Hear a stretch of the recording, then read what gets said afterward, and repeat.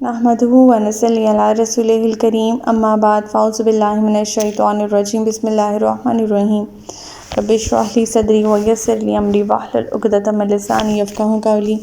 السلام علیکم ورحمۃ اللہ وبرکاتہ۔ صراط مستقیم میں آپ سب کو خوش آمدید۔ پچھلے سبق میں ہم نے پڑھا تھا کہ اللہ تعالیٰ فرماتے ہیں کہ آل فرعون کو کئی سال تک اللہ تعالیٰ نے قحط اور پیداوار کی کمی میں مبتلا رکھا، شاید کہ وہ سبق حاصل کریں۔ پھر جب انہیں کوئی بلائی پہنچتی تو کہتے کہ ہم اسی کے متحق تھے، اور جب کوئی تکلیف پہنچتی تو اسے موسیٰ علیہ السلام اور اس کے ساتھیوں کی نحوست بتلاتے، حالانکہ نحوست تو اللہ کے ہاں ان کی اپنی تھی، لیکن ان میں سے اکثر یہ بات نہیں سمجھتے۔ پھر اللہ تعالیٰ فرماتے ہیں کہ وہ موسیٰ علیہ السلام سے کہتے کہ ہمیں مسحور کرنے کے لیے کوئی بھی معجزہ جو تمہارے پاس ہے وہ لے آؤ، ہم تمہاری بات ماننے والے نہیں۔ اللہ تعالیٰ فرماتے ہیں کہ ہم نے ان پر طوفان، ٹڈیاں، جوئیں، مینڈک اور خون کا عذاب ایک ایک کر کے مختلف وقتوں میں نشانیوں کے طور پر بھیجا، پھر بھی وہ اکڑے ہی رہے، کیونکہ وہ تھے ہی مجرم لوگ۔ پھر جب ان پر کوئی عذاب آن پڑتا تو کہتے موسیٰ تیرے پروردگار نے تجھ سے جو دعا قبول کرنے کا عہد کیا ہوا ہے تو ہمارے لیے دعا کر، اگر تو ہم سے عذاب کو دور کر دے گا تو ہم یقیناً تجھ پر ایمان لے آئیں گے اور بنی اسرائیل کو تیرے ساتھ روانہ کر دیں گے۔ پھر جب ہم ان سے وہ عذاب ایک اور قسم کا عذاب آنے کی مدت تک ہٹا دیتے تو وہ عہد شکنی کر دیتے تھے۔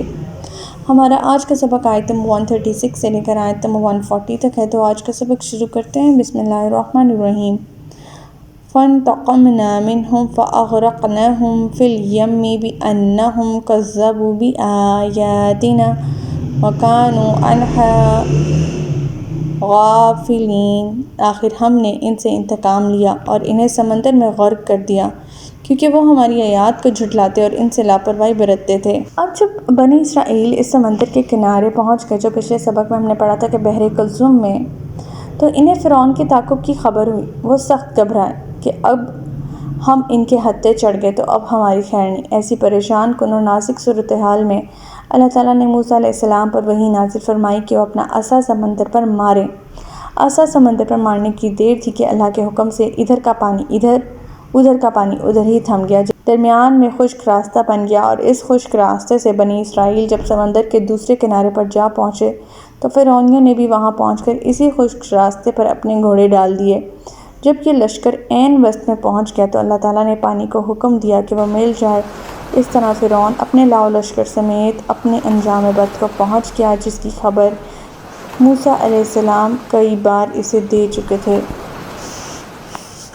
آیت نمبر 137۔ وَأَوْرَثْنَا الْقَوْمَ الَّذِينَ كَانُوا يُسْتَضْعَفُونَ مَشَارِقَ الْأَرْضِ وَمَغَارِبَهَا الَّتِي بَارَكْنَا فِيهَا وَتَمَّتْ كَلِمَةُ رَبِّكَ الْحُسْنَىٰ عَلَىٰ بَنِي إِسْرَائِيلَ بِمَا صَبَرُوا وَدَمَّرْنَا مَا كَانَ يَصْنَعُ فِرْعَوْنُ وَقَوْمُهُ وَمَا كَانُوا يَعْرِشُونَ۔ پھر ہم نے ان کا وارث ان لوگوں کو بنایا جو کمزور سمجھے جاتے تھے، اور اس سرزمین کا بھی وارث بنایا جس کے مشرق اور مغرب میں ہم نے بڑی برکت رکھی ہوئی ہے۔ اور بنی اسرائیل کے حق میں آپ کے پروردگار کا اچھا وعدہ پورا ہو گیا، کیونکہ انہوں نے صبر کیا تھا۔ اور فرعون اور اس کی قوم جو کچھ عمارتیں بناتے اور انگوروں کے باغ بیلوں پر چڑھاتے تھے، سب کو ہم نے تباہ کر دیا۔ کیا کمزور لوگوں سے مراد بنی اسرائیل ہیں جو فرعونیوں کی غلامی کی چکی میں پس رہے تھے؟ وہ اپنے کئی وعدوں کے باوجود انہیں آزاد کرنے پر تیار نہ ہوتے تھے۔ ایسا معلوم ہوتا تھا کہ سارے کے سارے بنی اسرائیل سیدنا موسیٰ علیہ السلام کے ساتھ نہیں گئے تھے، بلکہ کچھ مصر میں ہی رہ گئے تھے، اور فرعون اور اس کے لاؤ لشکر کی ہلاکت کے بعد یہ اس سرزمین پر قابض ہو گئے تھے۔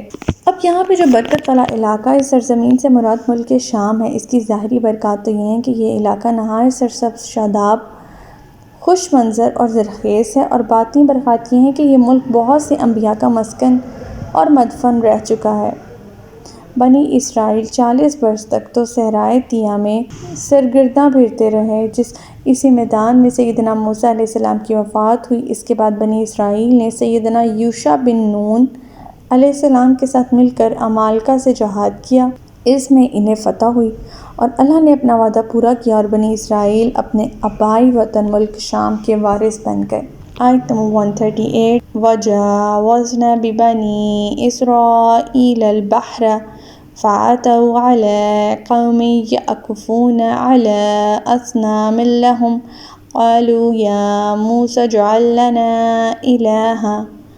إلها كما لهم آلهة قال إنكم قوم تجهلون۔ اور جب ہم نے بنی اسرائیل کو سمندر سے پار اتار دیا تو وہ ایک ایسی قوم کے پاس آئے جو اپنے بتوں کی عبادت میں لگے ہوئے تھے۔ کہنے لگے موسیٰ علیہ السلام ہمیں بھی ایک ایسا الہ بنا دو جیسا ان لوگوں کا الہ ہے۔ موسیٰ علیہ السلام نے کہا بلا شبہ تم بڑے جاہل لوگ ہو۔ بنی اسرائیل اب اگرچہ سیدنا موسیٰ علیہ السلام پر ایمان لا چکے تھے اور اپنے موحد ہونے کا اقرار بھی کرتے تھے، تاہم ان کے اندر گوسالہ پرستی کے جراثیم ابھی بھی موجود تھے، بچھڑے کی پوجا کے، جس میں انہوں نے اپنی عمریں گزار دی تھی۔ سمندر پار کرتے ہی انہوں نے کچھ لوگوں کو دیکھا کہ وہ بچھڑے کا ایک پتلا سا بنا کر بت خانے میں اپنے سامنے رکھ کر اس کی پوجا پاٹ میں مشغول تھے، تو انہیں دیکھ کر بنی اسرائیل کو اپنی پرانی یادیں تازہ ہو گئیں اور ان کا جی للچایا، حتیٰ کہ موسیٰ علیہ السلام کو یہ بات کہہ ڈالی۔ موسیٰ علیہ السلام نے انہیں کہا کہ یہ تم کیسی جہالت کی باتیں کر رہے ہو کہ عبادت کے لائق صرف اللہ کی ذات ہے۔ آیت نمبر 139 إِنَّ هَٰؤُلَاءِ مُتَبَّرٌ مَّا هُمْ فِيهِ وَبَاطِلٌ مَّا كَانُوا يَعْمَلُونَ۔ یہ لوگ جس کام یعنی بت پرستی میں لگے ہوئے ہیں برباد ہونے والا ہے، اور جو کچھ وہ کر رہے ہیں سراسر باطل ہے۔ اب حضرت موسیٰ علیہ السلام ان کی اس جو ڈیمانڈ ہے اس کا جواب یہ دے رہے ہیں کہ میرا مشن یہی ہے کہ ایسے بتوں کو برباد کر دوں، جس بت پرستی کے کاموں میں یہ لگے ہوئے ہیں یہ برباد ہونے والا ہے، اور جو کچھ وہ کر رہے ہیں وہ سراسر باطل ہے۔ اللہ تعالیٰ نے تمہیں اس لیے فضیلت نہیں بخشی کہ تم اپنے سے حقیر اور اپنے ہاتھوں سے بنائی ہوئی چیز کے سامنے سجدہ ریز ہو جاؤ، لہٰذا ایسی جہالت کی باتیں نہ کرو، یہ سب باطل ہے، اس میں کوئی حقیقت نہیں۔ آیت نمبر 140 قَالَ أَغَيْرَ اللَّهِ أَبْغِيكُمْ إِلَٰهًا وَهُوَ فَضَّلَكُمْ عَلَى الْعَالَمِينَ۔ پھر کہا کیا میں اللہ کے علاوہ تمہارے لیے کوئی اور الہ تلاش کروں، حالانکہ اس نے تمہیں تمام اہل عالم پر فضیلت بخشی ہے۔ حضرت موسیٰ علیہ السلام نے فرمایا کہ تم کس طرح کی قسم بسری کی حالت میں زندگی گزارے تھے، فرعون کی کس طرح تم زندگی بسر کرتے تھے جب فرعون تم پر بادشاہت کرتا تھا، فرعون کی سلطنت تھی۔ اللہ تعالیٰ نے تم لوگوں کو تمام عالم پر فضیلت بخشی ہے، فرعون اور اس کے لاؤ لشکر کو تباہ و برباد کر کے۔ اب اس کے باوجود ان سب احسانات کا بدلہ تم اللہ تعالیٰ سے اس طرح سے چکاؤ گے کہ تم اللہ تعالیٰ کے ساتھ شریک ٹھہراؤ اور کوئی بت بنا کر اس کی پوجا کرنا شروع کر دو۔ تو یہ جواب دیا حضرت موسیٰ علیہ السلام نے انہیں۔ تو ہمارا آج کا سبق یہیں تک تھا۔ اللہ تعالیٰ سے دعا ہے کہ اللہ تعالیٰ قرآن پاک کے احکامات پر ہمیں عمل پیرا ہونے کی توفیق عطا فرمائے۔ اللہ پاک ہمیں ہدایت دے کہ جس کے بعد گمراہی نہ ہو۔ ربنا لا تزغ قلوبنا بعد إذ هديتنا وهب لنا من لدنك رحمة إنك أنت الوهاب۔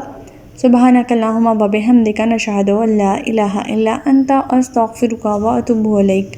السلام علیکم ورحمۃ اللہ وبرکاتہ۔